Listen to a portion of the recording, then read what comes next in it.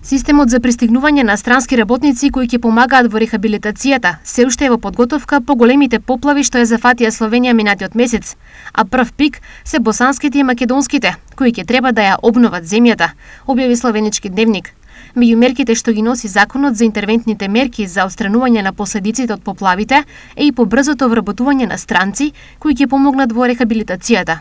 Се уште не е целосно јасно кога ќе се случат првите пристигнувања на странци, бидејќи системот се уште не е воспоставен, а исто така нема подзаконски акт со професии и дејности каде што ќе се вработуваат. Вториот интервентен закон стапи на сила на 2 септември и меѓу другото предвидува скратување на процедурите за ангажирање странци кои ќе се вработат во професии неопходни за отстранување на последиците од поплавите, а доаѓаат од земји за кои не е потребна виза за влез и престој во Словенија.